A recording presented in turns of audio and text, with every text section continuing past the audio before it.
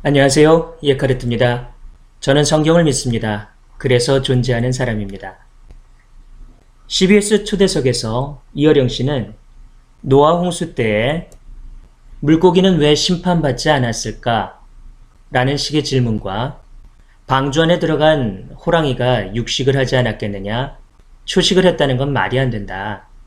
이렇게 가르치기 때문에 젊은이들이 교회를 떠나간다. 교회가 쓸쓸해진다. 라는 식의 발언으로 하나님의 말씀, 성경의 권위를 부정하고 있습니다.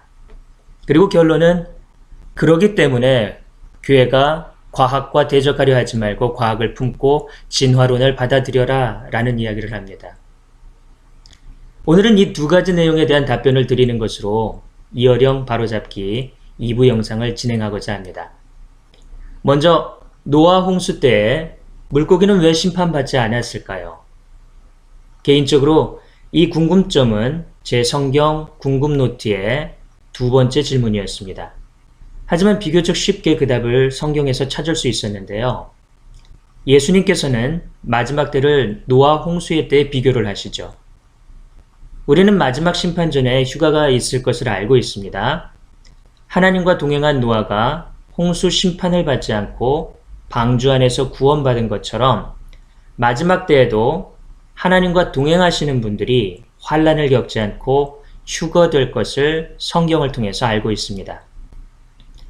하지만 휴거에 동참하지 못하신 분들 중에서도 환난을 겪으면서 그 환난 속에서 어두웠던 눈이 뜨여 하나님과 예수님, 성경 말씀을 깨닫게 되고 구원을 얻게 되실 분들이 있다는 것 또한 성경 요한계시록을 통해서 읽었습니다. 바로 노아 홍수 때에 물고기들이 이에 대한 예표입니다. 물고기들은 방주 안으로 들임받지는 못했죠. 비록 죽음은 면했다고 하지만 홍수라는 환란 속에서 살아남아야 됩니다. 그리고 이 물고기라는 것은 헬라어로 익투스입니다. 주는 그리스도시요 살아계신 하나님의 아들이십니다. 라는 고백에 주요 단어의 첫 글자를 따서 줄임말이 되기도 하죠. 그래서 이 물고기가 1세기경 그리스도인들이 로마의 박해를 피해서 같은 신앙을 지닌 사람들끼리의 교제를 위한 비밀 표식이 되기도 했죠. 아마 영화에서 보셨을 겁니다. 또 뱀, 선악과로 인해서 땅과 땅의 모든 짐승 및 사람이 저주를 받을 때에도 바다와 물고기들은 저주를 받지 않았죠.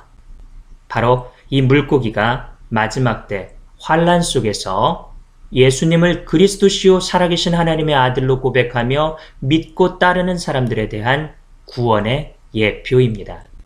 비록 휴거, 방주에 동참하지는 못했을지라도요. 이어령 씨께서는 자신이 성경을 이해하지 못하고서 이해하지 못하는 것을 억지로 자신의 지식으로 꿰어 맞추려고 하는 듯이 보입니다. 그렇게 억지로 풀고 꿰어 맞추려고 할 때 오류가 발생할 수밖에 없겠죠.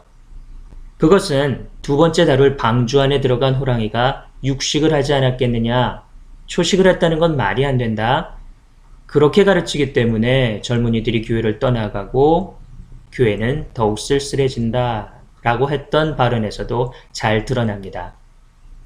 예전 저희 영상을 보신 분들, 저희 영상 성경을 어떤 마음으로 읽어야 좋을까에서 알려드렸듯이 성경을 볼 때 성경 속의 시공간과 지금 내가 살고 있는 시대의 시공간에 차이가 있음을 기본적으로 인정해야 한다고 말씀을 드렸었습니다. 그런데 지금 이혜영 씨의 모습에서는 전혀 그에 대한 인정이 없는 듯이 보입니다. 분명히 성경 창세기 1장 30절에서요. 땅의 모든 짐승과 공중의 모든 새와 생명이 있어 땅에 기는 모든 것에게는 내가 모든 푸른 풀을 식물로 주노라 하시니 그대로 되니라 라고 기록되어 있습니다.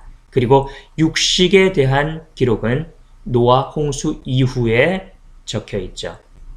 그런데도 이어령 씨께서는 지금 시대의 지식과 상식으로 초식과 육식 동물의 기준을 구분하고 있습니다. 시공간에 대한 차이를 인정하지 않고요. 지금의 지식과 상식의 편견과 선입견을 가지고 성경을 대하겠다고 하면 성경은 그런 분들께 그냥 신화나 전설로 밖에는 여겨지지 않을 겁니다. 성경을 하나님의 말씀으로 믿지 않는 태도로 성경을 보려 한다면 당연히 교회를 떠나갈 수밖에 없겠죠.